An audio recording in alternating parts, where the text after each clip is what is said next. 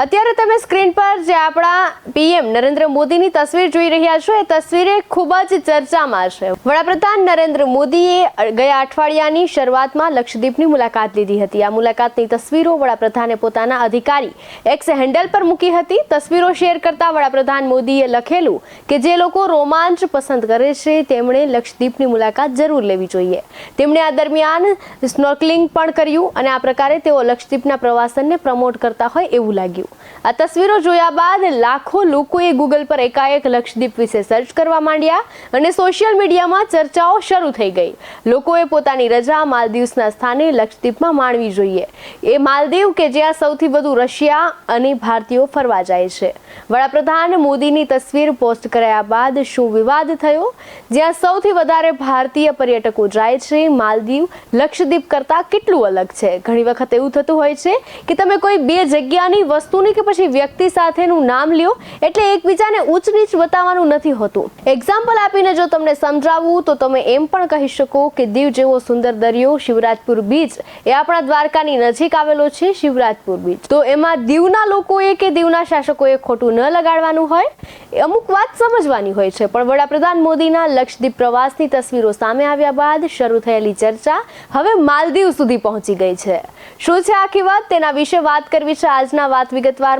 નમસ્કાર, આપની સાથે હું છાયા। વડાપ્રધાન મોદી અને ભારત પર વિવાદિત ટિપ્પણી કરનારા મંત્રીઓએ માલદીવ સરકારે સસ્પેન્ડ કરી દીધા છે, જેમણે આપણા વડાપ્રધાનને જોકર કે કઠપૂતળી જેવા શબ્દો વાપરીને મજાક ઉડાવી હતી। આ ટિપ્પણીઓમાં ભારત સહિત માલદીવ્સના નેતાઓ તરફથી પણ આકરી પ્રતિક્રિયા જોવા મળી હતી।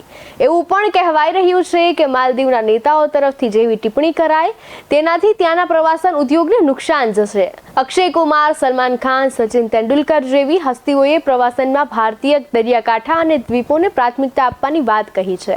આ તમામ ચર્ચા વડાપ્રધાન મોદીના લક્ષદ્વીપ પ્રવાસ સાથે શરૂ થઈ હતી, જેની તસવીરો જોયા બાદ સોશિયલ મીડિયા પર એક જૂથ એવું કહેવા લાગ્યું કે હવે રજા માણવા માલદીવ નહીં લક્ષદ્વીપ જાઓ। આવા જ ટ્વીટનો જવાબ આપતા માલદીવ સરકારમાં મંત્રીઓ તરફથી આપત્તિજનક શબ્દોનો ઉપયોગ કરતા એવું કહેવાની કોશિશ કરાઈ કે માલદીવની સરખામણી લક્ષદ્વીપ સાથે કરવી યોગ્ય નથી। માલદીવ અને લક્ષદ્વીપની સરખામણી કરતી વખતે અમુક વાતોનું ધ્યાન રાખવું જોઈએ। ભારતથી માલદીવ પહોંચવું સરળ છે અને ઓછા સમયમાં ત્યાં પહોંચી શકાય છે। ભારતીયો માટે માલદીવ વિઝા ફ્રી છે। લક્ષદ્વીપ જવા માટે તમારે પરમિટ લેવી પડે છે। ભારતથી સારી એવી સંખ્યામાં માલદીવ જવા માટે ફ્લાઇટ ઉપલબ્ધ છે, તેમજ જો તમે ફ્લાઇટ મારફતે લક્ષદ્વીપ જવા માંગતા હોય તો તેની સંખ્યા ખૂબ ઓછી હોય છે। જોકે આ સમગ્ર વિવાદ પછી ટ્રાવેલ કંપનીઓનું કહેવું છે કે લક્ષદ્વીપને લઈને પર્યટકોમાં રસમાં જોરદાર વધારો થઈ ગયો છે। માલદીવ અને લક્ષદ્વીપ એકબીજાથી કેટલા અલગ છે અને આ સરખામણી કેટલી યોગ્ય કે અયોગ્ય છે તેના વિશે જો વાત કરવામાં આવે તો 1200 દ્વીપોનું સમૂહ એટલે કે માલદીવ ભારતથી કેટલું દૂર છે? માલદીવમાં માલ શબ્દ મલયાલમના માલાથી આવ્યો અને માલદીવમાં માલનો અર્થ માલા સાથે સંબંધિત છે અને દીવનો અર્થ થાય છે દ્વીપ એટલે કે દ્વીપોની માળા। 1965માં બ્રિટન પાસેથી સ્વતંત્રતા મળ્યા બાદ ત્યાં શરૂઆતમાં રાજાશાહી હતી। નવેમ્બર 1968માં દેશને પ્રજાસત્તાક જાહેર કરી દેવાયો। માલદીવ ભારતના દક્ષિણ પશ્ચિમ સ્થિત છે। ભારતના શહેર કોચીથી માલદીવનું અંતર લગભગ 1000 કિલોમીટર જેટલું છે। આ 1200 દ્વીપોનું સમૂહ છે। મોટા ભાગના દ્વીપોમાં કોઈ નથી રહેતું। માલદીવનું ક્ષેત્રફળ 300 વર્ગ કિલોમીટર છે, એટલે કે આકારમાં દિલ્હી કરતાં 5 ગણું નાનું છે। માલદીવની વસ્તી લગભગ 4 લાખ છે। માલદીવમાં દિવેહી અને અંગ્રેજી ભાષા બોલાય છે। માલદીવનો કોઈ પણ દ્વીપ એ દરિયાની સપાટીથી 6 ફૂટ કરતાં પણ વધુ ઊંચો નથી। જળવાયુ પરિવર્તનના કારણે વધતા જતા સમુદ્ર સ્તરને કારણે માલદીવ પર હંમેશા ખતરો રહ્યો છે અને રહે છે। આ દેશનું અર્થતંત્ર પ્રવાસન પર ટકેલું છે। અહીંયા દ્વીપોનું અર્થતંત્ર પણ પર્યટન પર ટકેલું છે। માલદીવના અર્થતંત્રમાં રાષ્ટ્રીય આવકનો 1/4 કરતાં પણ વધુ પ્રવાસનથી આવે છે।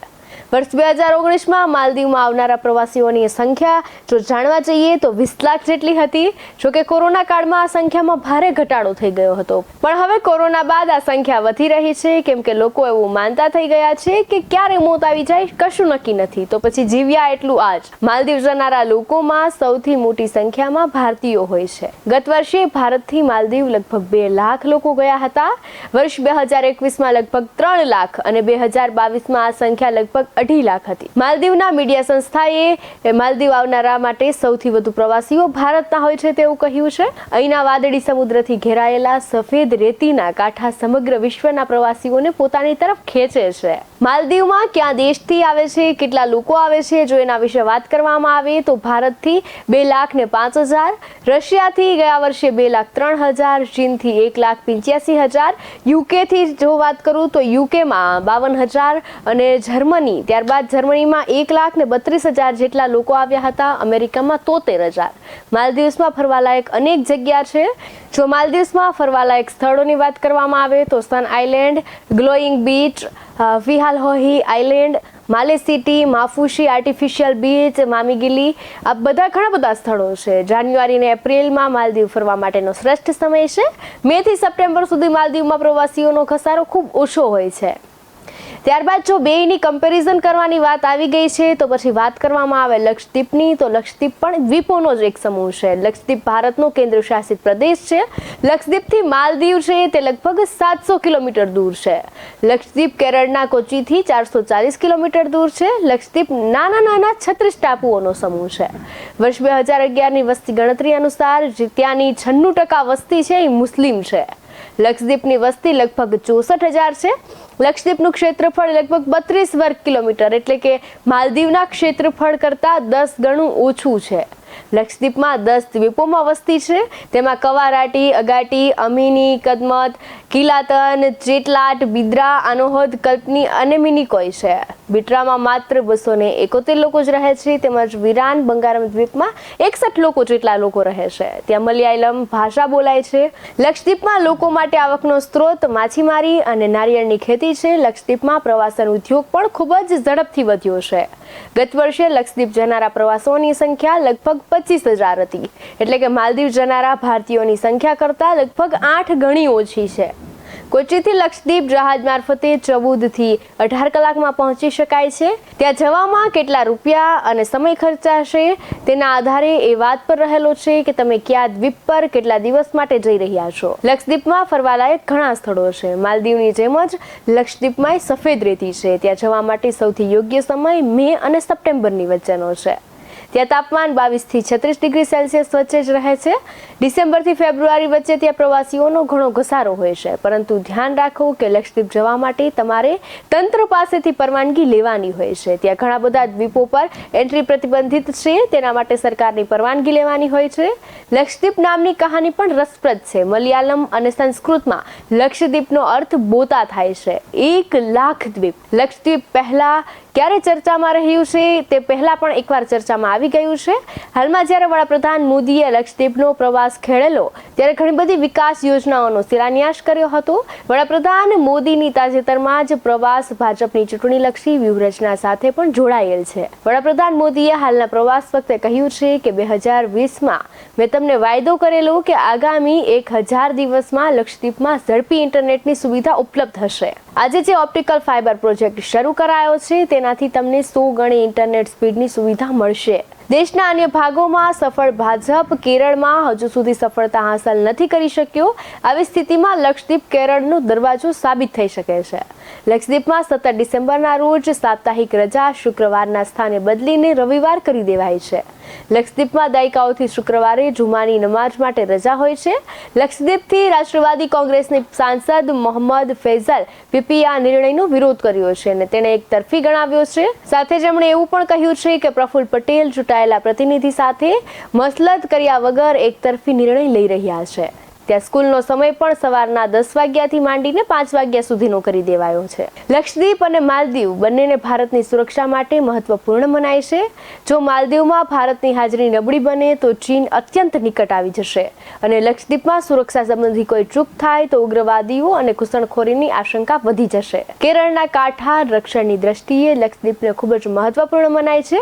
લક્ષદ્વીપની સંવેદનશીલતાને ધ્યાને રાખીને જ આઈસીજી પોસ્ટ સક્રિય કરાઈ છે. આ સિવાય આઈએનએસ લક્ષરક્ષક નેવલ બેઝ પણ બનાવાયો છે. લક્ષદ્વીપમાં વર્ષ 2020થી પ્રફુલ્લ પટેલ પ્રશાસક છે. ક્યારેક ગૌમાંસ અને બીફ પર પાબંદી અને ક્યારેક શુક્રવારની રજા રવિવારે ગોઠવવાના નિર્ણય અંગે લક્ષદ્વીપમાં વિવાદ થઈ ચૂક્યો છે. લક્ષદ્વીપની સંવેદનશીલતા જોતા ભારતીય તટરક્ષક પોસ્ટને સક્રિય કરાયો છે. આ સિવાય INS દ્વીપરક્ષક નેવલ બેઝ પણ બનાવાયો છે. રાહુલ ગાંધી સિવાય ગત વર્ષે લક્ષદ્વીપના સાંસદ મોહમ્મદ ફૈઝલનું સાંસદીય પદ રદ કરાયું હતું. લક્ષદ્વીપની એક કોર્ટે 11 જાન્યુઆરી 2023ના રોજ હત્યાના પ્રયાસના મામલામાં NCP સાંસદ મોહમ્મદ ફૈઝલને 10 વર્ષની સજા સંભળાવી હતી. તેના 2 દિવસ બાદ લોકસભા સચિવાલયે નોટિફિકેશન જાહેર કરીને તેમનું સભ્યપદ પણ રદ કરી દીધું હતું. 25 જાન્યુઆરી 2023ના રોજ કેરળ હાઈકોર્ટે 10 વર્ષની સજા પર રોક લગાવી દીધી હતી.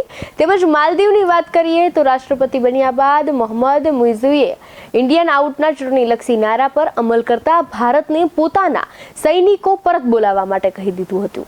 માલદીવને પહેલેથી ભારત સાથે સારો સંબંધ હતો અને નવા રાષ્ટ્રપતિ મોહમ્મદ મુઇઝુ આવ્યા બાદ આ સંબંધ તેઓએ ભારત કરતા ચીન તરફ વધુ વાળી દીધો છે અને અત્યારે પણ 8 થી 12 જાન્યુઆરી તેઓ ચાઇનાની મુલાકાતે છે.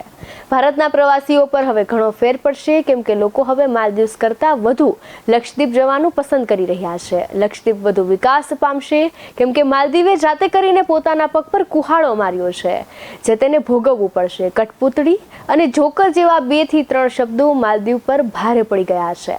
ત્યારબાદ વાત કરવી છે વાઇબ્રન્ટ ગુજરાતનું નામ કેવી રીતે પડ્યું. વાઇબ્રન્ટ ગુજરાત વિશે તે ઘણા બધા લોકો નહીં જાણતા હોય તો તે જણાવી દઉં. તે વિશે એક રસપ્રદ વાર્તા છે. અગાઉ આવી ઘટનાઓને રોકાણકારોની મીટ કે પછી રોડ શો તરીકે દર્શાવવામાં આવતી હતી. નરેન્દ્ર મોદી એક સભામાં આકર્ષક નામ શોધી રહ્યા હતા. તેમણે ફાઇનલ કવર પર ગુજરાતના પ્રવાસન નિગમનું રંગબેરંગી લોગો જોયો તો બસ થોડીવાર તેઓ જોતા રહ્યા અને પછી તેમણે કહ્યું કે આ જ છે, આપણે આ ઇવેન્ટને વાઇબ્રન્ટ ગુજરાત નામ આપવું જોઈએ. કેટલાક લોકોએ તે સમયે એવું પણ કહ્યું હતું કે મુખ્ય શબ્દ રોકાણ છે તો તે છોડી દેવામાં આવ્યો હતો, પરંતુ PM મોદીએ કહ્યું હતું કે આ શબ્દ આત્મવિશ્વાસને પ્રેરણા આપે છે. આનાથી ગુજરાતના વિકાસના મોડેલનો દાખલો પ્રસ્થાપિત થાય છે. આનાથી ગુજરાતના વિકાસના મોડેલનો દાખલો સ્થાપિત થયો. અમદાવાદથી ગાંધીનગર અવરજવર કરનારા આ ખાસ સમજો વાઇબ્રન્ટ સમિટ PMના રોડ શોને ટ્રાફિક પોલીસે અપીલ કરી છે. વાઇબ્રન્ટ ગુજરાત સમિટમાં 4 દેશના રાષ્ટ્રપ્રમુખ, 18 દેશના ગવર્નર મંત્રીઓ તેમજ 14 દેશના 1 લાખ પ્રતિનિધિઓ ઉપસ્થિત રહેવાના છે. VVIP મહાનુભાવોને લઈને એરપોર્ટથી લઈ ગાંધીનગરને જોડતા રસ્તાઓ વ્યસ્ત રહેવાને કારણે ટ્રાફિક પોલીસ દ્વારા વાહન ચાલકોને વૈકલ્પિક માર્ગનો ઉપયોગ કરવા માટે અપીલ કરવામાં આવી છે. વાઇબ્રન્ટ ગુજરાત સમિટમાં વડાપ્રધાન સહિત દેશ વિદેશના મહેમાનો, ઉદ્યોગપતિઓ અમદાવાદ, ગાંધીનગર આવી રહ્યા છે, જેથી એરપોર્ટ તેમજ SG હાઈવે ઉપર સતત VVIPની અવરજવર રહેશે. જેને લઈ ટ્રાફિક પોલીસ દ્વારા તારીખ 9 થી 12 જાન્યુઆરી સુધી એરપોર્ટ સર્કલથી ડફનાળા તેમજ વૈષ્ણો દેવી અને SG હાઈવે બાજુના રોડ પર વાહનોને લઈને નીકળવા પર પ્રતિબંધ ફરમાવવામાં આવ્યો છે. વડાપ્રધાનના રોડ શોને લઈને ટ્રાફિક DCPએ સફીન હસીનને એવું કહેવું છે કે મંગળવારે વડાપ્રધાન તેમજ UAEના રાષ્ટ્રપતિના રોડ શોને લઈને એરપોર્ટથી ઇન્દિરા બ્રિજ સુધી યોજાવાનો છે, પરંતુ રોડ શોને લઈને રસ્તો બંધ નથી કરવામાં આવવાનો. ત્યારે વાહન ચાલકોને 2 રોડનો ઉપયોગ કરવા માટે ખાસ સૂચના કરવામાં આવી છે. વૈકલ્પિક રૂટ તરીકે ક્યાં રોડનો ઉપયોગ કરવો તે તો અમદાવાદના લોકો ગાંધીનગરથી આવવા જવા માટેના નાના ચિલોડાથી નરોડા થઈને મેક્કોવાળા રોડનો ઉપયોગ કરવો, વૈષ્ણોદેવીથી ઝુંડાલ થઈ તપોવન સર્કલ થઈ ગાંધીનગર જતા રોડનો ઉપયોગ કરવો અને નરોડાથી એરપોર્ટ થઈ ભદ્રેશ્વર થઈને સરદારનગરવાળા રોડનો ઉપયોગ કરવો. ગ્લોબલ ટ્રેડ શો, CEO સાથે બેઠક, MOU પર હસ્તાક્ષર અને મોદીનો આજનો સંપૂર્ણ શેડ્યુલ વિશે જો વાત કરવામાં આવે તો મોદીનો રોડ શો હશે તે પ્લાસ્ટિક મુક્ત હશે. વડાપ્રધાન નરેન્દ્ર મોદી 3 દિવસ ગુજરાતના પ્રવાસે છે, ત્યારે વડાપ્રધાન તેમજ UAEના રાષ્ટ્રપતિ મોહમ્મદ બિન ઝાયેદ અલ નાહ્યાન ગુજરાત આવતા હોય ત્યારે રોડ શો યોજાનાર છે. ત્યારે રોડ શોના રૂટને પ્લાસ્ટિક મુક્ત જાહેર કરાયો છે, તેમજ સ્ટેજ પર પાણીની બોટલની જગ્યાએ પેપર કપમાં પાણી આપવામાં આવશે. સફાઈ કામદારો દ્વારા પણ તાત્કાલિક સફાઈ કરી દેવામાં આવશે. તેમજ ગુજસેલ સર્કલથી ઇન્દિરા બ્રિજ સુધી કુલ 15 સ્ટેજ ઊભા કરવામાં આવ્યા છે.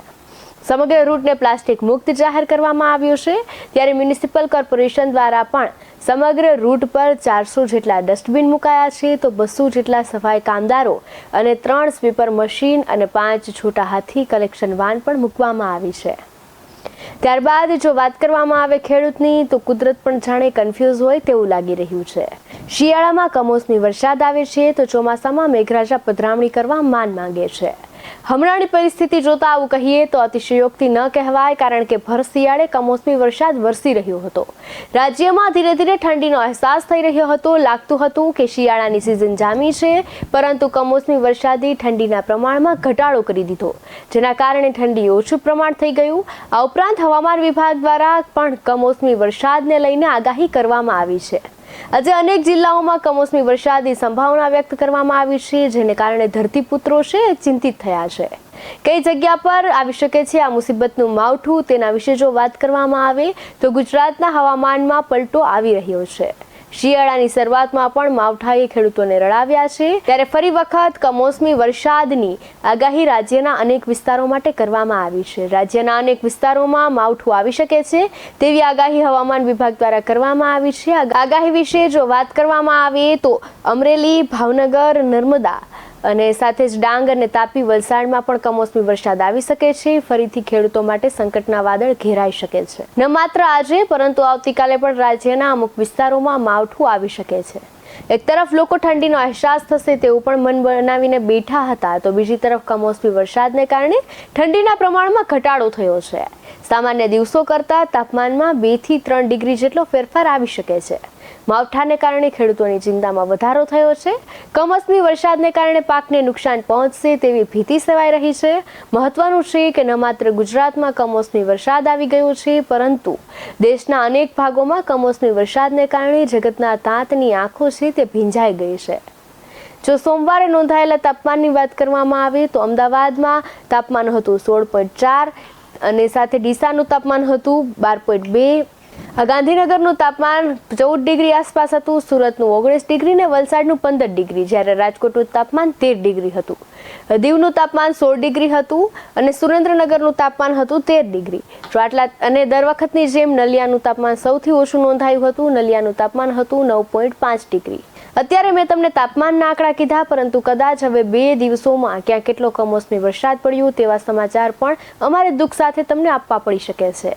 જોઈએ કે કુદરત શું કરે છે. ત્યારે બસ હાલ માટે આટલું જ. વધુ વાત સાથે મળતા રહીશું વાત વિગતવારમાં BS9 TV ન્યૂઝ પર. નમસ્કાર.